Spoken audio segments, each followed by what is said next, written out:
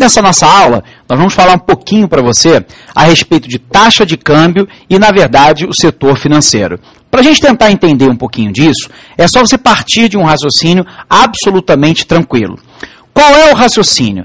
Todas as vezes em que a taxa praticada endogenamente dentro de um país, ou seja, de maneira interna, é, na verdade, uma taxa menor do que a taxa de juros praticada na média do mercado mundial, qual é a tendência? É que eu tenha uma evasão de moeda, procurando, na verdade, ativos no exterior que remunerem o capital de maneira melhor do que aquela remuneração sofrida com juros dentro do mercado interno. Por um outro lado, eu posso pensar o inverso dessa equação. Eu posso pensar que quando eu tenho uma taxa de juros no mercado interno que é maior do que a média praticada no mercado internacional, eu terei, na verdade, uma atração do capital financeiro para entrar no mercado interno e, portanto, aumentando, na verdade, a oferta de moeda estrangeira dentro do mercado nacional. Mas nós podemos ainda imaginar uma terceira grande hipótese, que é quando eu tenho uma situação em que as taxas de juros praticadas no mercado interno são absolutamente as mesmas, portanto, coincidentes com aquelas que são praticadas no mercado internacional. E aí, nesse momento, eu terei uma situação de uma taxa de câmbio em equilíbrio, onde, na verdade, ela me será dada pela oferta e pela demanda da moeda estrangeira em relação à moeda local. A pergunta que talvez você esteja se fazendo, né, e que é absolutamente natural e óbvia, é a seguinte: em que isso, na verdade, interfere, né, na economia de um país? Ora, o que nós havíamos dito ainda há pouco para você a respeito da balança de pagamentos? Nós havíamos dito que, na verdade, uma taxação apreciada do câmbio diminui as exportações e aumentam as importações. Por um outro lado, se nós temos uma depreciação do câmbio, ou seja, da moeda local em relação à moeda estrangeira, o inverso ocorre. Eu aumento as exportações e diminuo as importações. Ora, só que o que nós sabemos? Que, na verdade, a balança de pagamentos ela não é formada somente pelo balanço de transação corrente. Na verdade, ela também levará em consideração a balança de capitais. E aí é óbvio, né, que dependendo da quantidade, né, de recursos enviado para o exterior ou recebido para o exterior, influenciará diretamente na taxa de câmbio, que por sua vez influenciará nas exportações e nas importações e, portanto, influenciará no nível de renda endógena, ou seja, interna, que um país apresente.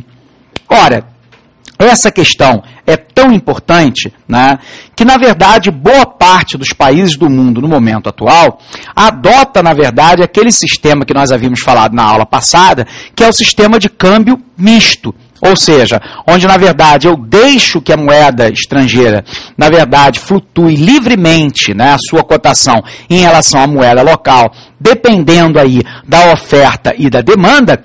Por um outro lado, o governo, na verdade, né, estabelece parâmetros, né, daquilo que ele considera como preço mínimo da moeda estrangeira em relação à moeda local e o preço máximo. Óbvio, como nós havíamos dito na aula passada, na verdade isso não será determinado por decreto, né? O governo vai promover a compra ou a venda de moeda estrangeira tão logo, né, os ápices ou o ponto mais baixo seja alcançado dentro da flutuação.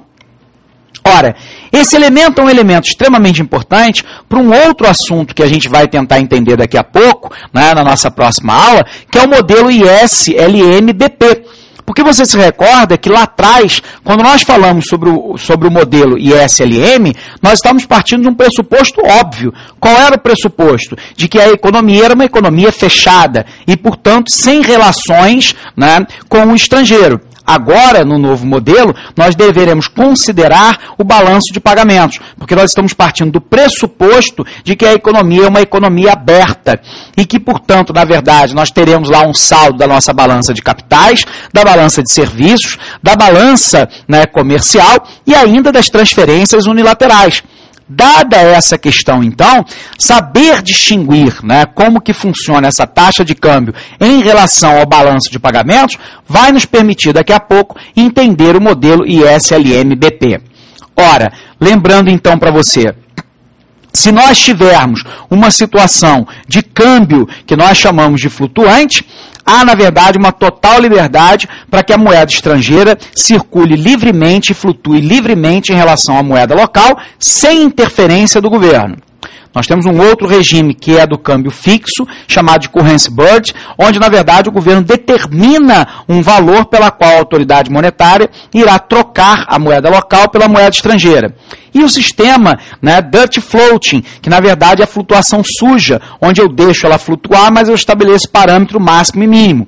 E, finalmente, o regime cambial de bandas cambiais, onde, na verdade, eu defino uma meta de centro daquilo que eu considero como idealidade para que haja, né, o correspondente à exportação, para, na verdade, aumentar a renda nacional e ainda as importações para evitar o ímpeto inflacionário. Mas, por um outro lado, né, eu determino essa banda de forma que a moeda não se valorize ou não se desvalorize de maneira demasiada. Claro, nós estamos falando do quê? Da moeda local em relação à moeda estrangeira. Ok? Vamos lá para o nosso quadro, vamos ver essa questão, isso vai ficar claro para você. Então, nós estamos agora tentando compreender, né, a ideia de como os fatores financeiros, né, podem exercer a influência sobre a taxa de câmbio. Então, lembrando que ela pode ser melhor entendida a partir da denominação da condição paridade de juros. Ora, vem uma primeira questão. Quando nós estamos falando de paridade de juros, nós estamos falando de equivalência. Então, o que significa dizer isso, né? Que se a taxa de juros interna for maior do que a taxa de juros praticada no restante do mundo, qual é a tendência de eu ter, na verdade, uma entrada maior, né, de divisas dentro do país?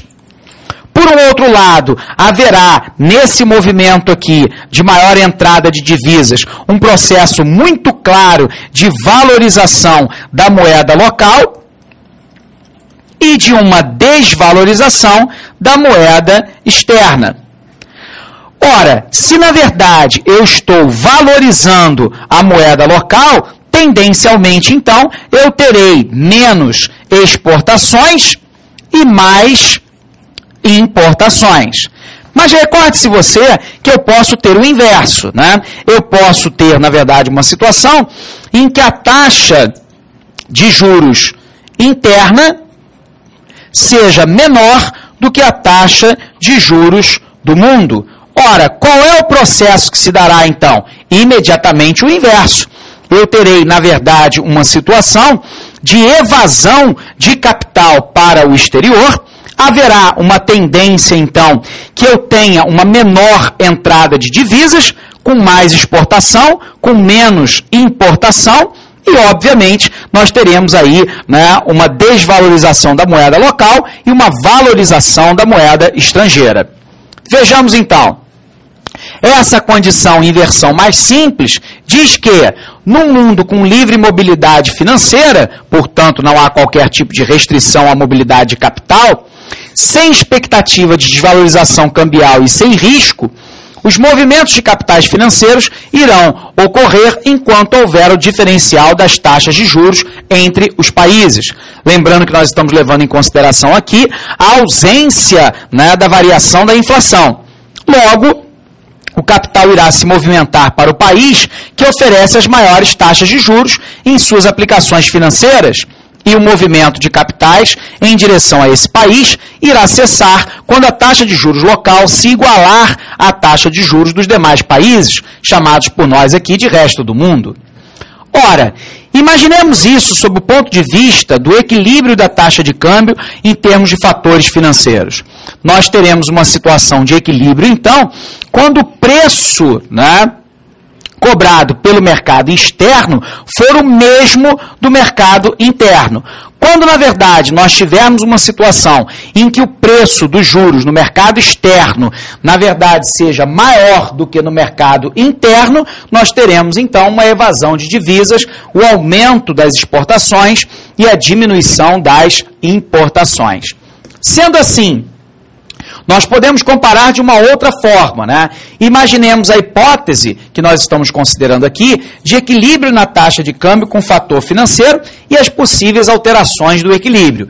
Se eu sei que, na verdade, a condição de equilíbrio me é dada quando a taxa de juros interna, tudo bem, é igual à taxa de juros externa praticada pela maioria dos países do mundo, né? Essa situação ocorre em que não há, né, a remessa exacerbada de capital para o exterior. No entanto, reafirmando aquilo que nós havíamos dito, se a taxa de juros do mercado interno for maior do que a taxa de juros do mercado externo, eu terei uma maior entrada de capitais no mercado interno. Porém, se na verdade eu tiver uma taxa de juros no mercado interno que seja menor do que a taxa de juros do mercado externo, eu terei uma saída de capitais, ou seja, menos capitais no mercado interno e maior, né, no mercado internacional.